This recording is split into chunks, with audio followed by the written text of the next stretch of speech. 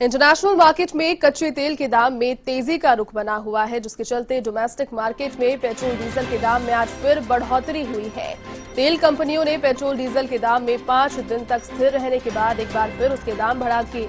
जयपुर में पेट्रोल में 27 पैसे प्रति लीटर का इजाफा हुआ है, जिसके चलते पेट्रोल पहुंच गया है 91 रुपए 90 पैसे प्रति लीटर, तो वहीं डीजल भी 28 पैसे के इजाफे के साथ में पहुंच गया है 83 रुपए 92 पैसे प्रति लीटर पर।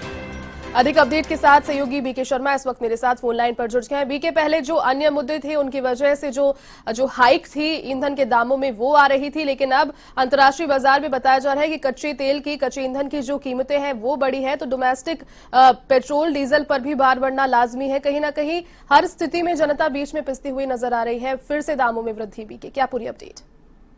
जैती, ये बात सही है कि कच्चे तेल के दाम बढ़े जरूर हैं, लेकिन फिर भी इतने नहीं बढ़े हैं जिसकी तुलना में यहाँ अपने देश में पेट्रोल और डीजल के जो रिटेल दाम हैं वो बढ़ाए जा रहे हैं। जी बिल्कुल बिल्कुल। और उतनी रेशियो में नहीं, क्योंकि $60 प्रति बैरल के आसपास अभी कच्चे तेल के दाम है अंतर्राष्ट्रीय बाजार में, और उसकी तुलना में देखा जाए तो यहाँ 91 रुपए और कुछ पैसे अभी पेट्रोल बढ़ चुका है। 91 रुपए, लगभग 92 रुपए के आसपास है। 91 रुपए 92 पैसे 90 पैसे के आसपास है जी। तो इस रफ्तार से देखा जाए तो ये जल्दी ही शतक भी बना लेगा, क्योंकि अभी धीरे धीरे बीच में लगातार कीमतें बढ़ाई थी, फिर कुछ दिनों के गैप के बाद ये कीमतें बढ़ाई जा रही हैं। ये भी एक तरह की रणनीति होती है कि ज्यादा विरोध ना हो। लेकिन एक बात बिल्कुल तय है जयती, कि जिस तरह से जब बीजेपी विपक्ष में थी और केंद्र में कांग्रेस की सरकार थी, तो आपने भी देखा होगा कि किस तरह से इन्होंने पेट्रोल, डीजल, एलपीजी को एक बड़ा मुद्दा बनाया था जी। और जनता को उसमें जोड़ा था।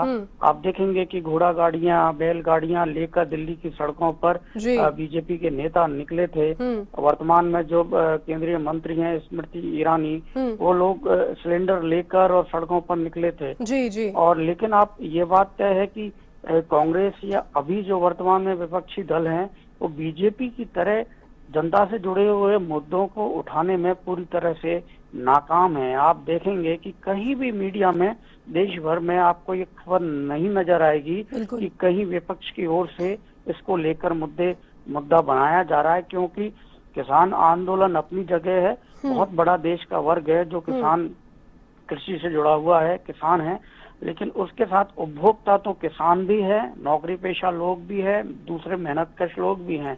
पेट्रोल और डीजल ऐसा उत्पाद है जिसका सीधा असर आम उपभोक्ता पर पड़ता है और वो हर वर्ग पर पड़ता है। किसान, नौकरी पेशा, कामगार, सब पर असर होता है। लेकिन विपक्ष की ओर से कहीं भी देश भर में कोई आवाज नहीं है, कोई शोर नहीं है। तो सरकार ने भी ये देख लिया कि इधर किसी का ध्यान नहीं है, इसलिए इसको रफ्ता धीरे धीरे ये कीमतें बढ़ाई जाएं। और अब आप देखेंगे कि करीब जून से लेके अब तक 20-25 रुपए लीटर तक पेट्रोल और डीजल में की कीमतें बढ़ा दी गई हैं। और कहीं कुछ राज्यों ने अपनी वैट कम की है। दिल्ली ने पहले वैट कम करके कुछ राहत दी थी, लेकिन यहाँ पर क्योंकि आपको एक बात और बता देता हूँ मैं कि जैसे ही कीमतें बढ़ती है पेट्रोल और डीजल की, उसके साथ ही वैट में अपने आप इजाफा हो जाता है और उससे ज्यादा मात्रा में वैट मिलता है राज्य सरकारों को। तो राज्य सरकारों का अपना एक खजाना इससे बढ़ता है। तो इस वजह से राज्य सरकारें भी इस मामले में कोई आवाज नहीं उठा रही है, ना ही कोशिश की है, ना ही कोई वैट कम करने की कोशिश की है। कुल मिला के केंद्र और राज्य मिलकर इस समय प्रहार कर रहे हैं आम उपभोक्ता के बजट पर, उसके घरेलू जो खर्च है उसके ऊपर, और उसके लिए मुश्किलें जारी है। जयती जी, चलिए बीके, बहुत शुक्रिया फिलहाल तमाम जानकारी के लिए।